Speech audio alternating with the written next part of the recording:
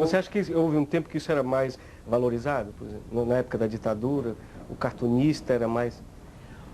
Olha, o cartunista era mais valorizado na época da ditadura porque ele era um dos instrumentos de libertação, de conscientização da comunidade. Então, o cartoon ele era utilizado como arma contra a ditadura.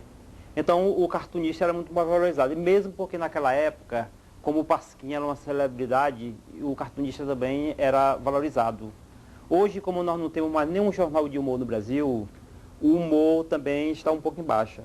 Isso é no mundo todo, Alves, essa tendência? Não, é só no Brasil. O Brasil não tem hoje uma publicação de humor. Não existe um jornal, não existe uma revista e pouco seguida livre. A revista Bundas não conseguiu fazer o mesmo sucesso do... Não é uma revista de desenho, mas digo, ela não conseguiu fazer o mesmo sucesso do Pasquim.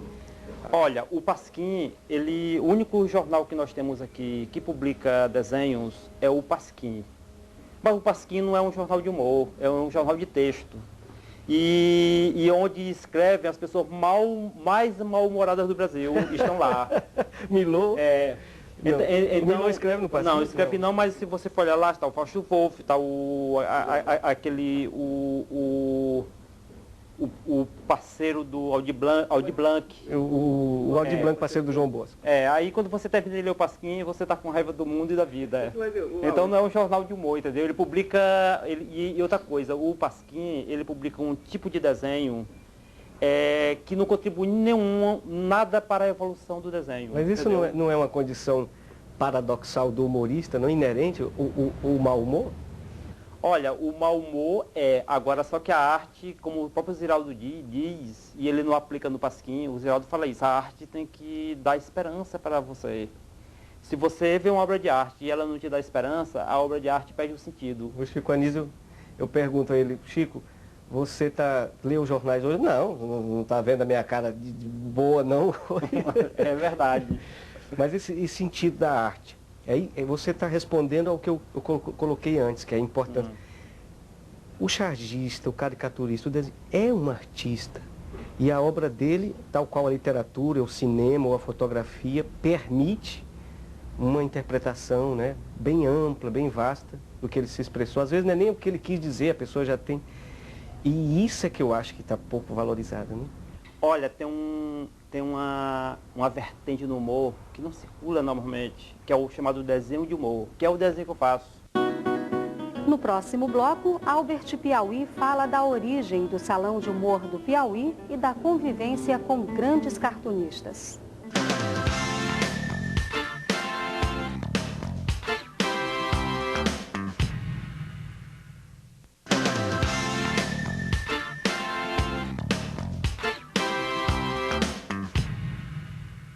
O Chico Anísio, eu pergunto a ele, Chico, você lê os jornais hoje? Não está vendo a minha cara de boa, não. É verdade. Mas esse sentido da arte, aí você está respondendo ao que eu coloquei antes, que é importante. O chargista, o caricaturista, o desenho, é um artista.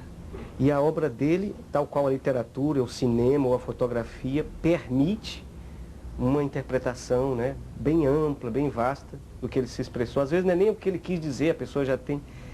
E isso é que eu acho que está pouco valorizado, né?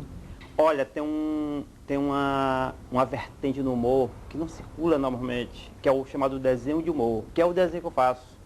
Ele não é charge, não é cartoon, ele só é desenho de humor. E ele não tem uma explicação lógica. Quem dá a explicação para o desenho de humor é o leitor, é aquele que está lendo o desenho. Então, e esses desenhos, João Cláudio, são obras de arte da maior dimensão. É por isso que o inventor desse tipo de desenho, que é o Saul Sternberg, era considerado tão grande quanto o Picasso. E o Museu de Arte Moderna de Nova York chegou a essa conclusão. Então, nós somos um grupo reduzido de artistas do desenho de humor. E esse desenho ninguém conhece porque não tem lugar para esse tipo de desenho. Espaço, né? Tá todos estão guardados nas nossas gavetas, entendeu? Então, uma da Fundação do Humor vai ser mostrar esses desenhos. Você falou em arte, você falou que foi ao Rio, você falou numa brusca interrupção no seu trabalho, certo? Eu cheguei até a ver uma entrevista sua na televisão, você dizendo, as pessoas pensavam que eu estava morto, mas só que eu não estou.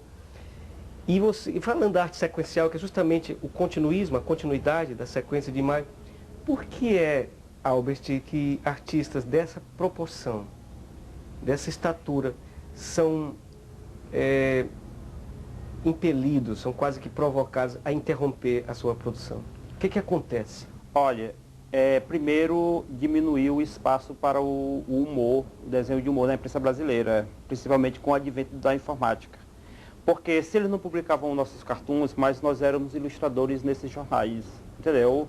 O Jornal do Brasil já foi um jornal que publicava os maiores ilustradores do mundo, como Eugênio Milharesco, Rolando Topor, que nos ensinaram a fazer ilustração, entendeu? Eu aprendi a fazer ilustração com os ilustradores estrangeiros que o Jornal do Brasil publicava. Então, como esse espaço foi diminuindo de tal maneira que não teve mais lugar para gente na imprensa brasileira, entendeu? E no Piauí tem pouco espaço na nossa imprensa. E eu até se justifica porque a imprensa do Piauí ela é muito pobre. Ela não tem condição de contratar um time de bons desenhistas, de bons ilustradores, bem pagos, entendeu? Né? Bem pago. Então, mas ele também, a imprensa, ela não encontrou maneira de mostrar os seus talentos. Então você tem toda uma geração de grandes desenhistas, como o Biratã no Pará, que está sem jornal, o Mino em Fortaleza, que está sem jornal, Ziraldo Alves Pinto, por incrível que pareça, está sem jornal, a rigor, desde que ele saiu do Jornal do Brasil. Então você tem muitos desenhistas no Brasil inteiro que não tem espaço hoje na imprensa. São pessoas célebres, famosas, que não têm onde publicar. E esse corte também, essa interrupção da sua convivência no sul do país. Como é que foi o tempo que você passou no Rio de Janeiro? Olha, eu fui para o Rio de Janeiro porque eu queria desenhar, eu queria estudar desenho, arte plástica, mas houve um chamado choque cultural. Eu comecei a sentir falta do rosto, do semblante do nordestino, da nossa maneira de falar, da nossa comida, entendeu? E eu descobri que lá não era o meu mundo era aqui. E se eu tinha que fazer algum trabalho de arte, teria que ser no Piauí também. E eu descobri também que não era só eu que estava pensando assim. Outros desenhistas não saíram de suas terras. Então nós temos uma geração, a primeira geração de humoristas do Brasil, que não precisamos sair das nossas terras para a gente ser conhecido no Brasil. O Sol da Ilmirã no Paraná, Edgar Vasque em Santiago, no Rio Grande do Sul, o Mino no Ceará, Laílson em Pernambuco, Biratã no Pará, entendeu? Então nós ficamos na nossa terra. Laílson, né? O Laílson. Então nós ficamos nas nossas terras, nas nossas cidades, nos nossos estados, ajudando nossos estados a se engrandecerem. O Jamilhão era de Londrina, mas ele terminou indo para São Paulo. Então você descobriu antecipadamente o que todos os artistas estão descobrindo agora. O que o Mário Quintana dizia, esse negócio de provincianismo é você largar Porto Alegre e ir para o Rio, né? Exatamente, e eu quero dizer também, João Cláudio, que você é um fenômeno nesse sentido, porque quando você foi para o Sul, você era uma celebridade em Teresina. Raramente acontece esse fenômeno, entendeu? Quer dizer, você primeiro fazer sucesso na sua terra e depois fazer sucesso na terra alheia. Acho que está muito ligado ao que eu chamei de humor comunitário, que é definir numa comunidade pequena aquilo que ela quer ver retratada, e retratada de forma boa, não é? Mas se você tivesse ficado no Rio, Albert, será que a história teria sido outra? Se eu tivesse ficado no Rio, eu já conhecia os desenhistas no Rio de Janeiro. Hoje em dia eu seria célebre desenhista, entendeu? Com certeza, com o meu trabalho. Mas eu não seria feliz no Rio de Janeiro. Eu só seria feliz aqui. Eu não conseguiria viver, né? Não, eu tentei outras vezes, eu tentei forçar a barra, mas eu sempre quis voltar para Teresina. Isso aconteceu com o Roger Henrique de Carvalho, aconteceu com o Torquato Neto, aconteceu comigo, aconteceu com o Ramsés Ramos, em determinado momento. Você acha que isso é uma característica nossa, do piauiense? Por exemplo, não acontece com os baianos e com os cearenses que delimitam o território, tomam e, enfim, impõem sua cultura. Será que é uma característica nossa? Seria uma glória sempre adiada, um sucesso sempre... João Cláudio,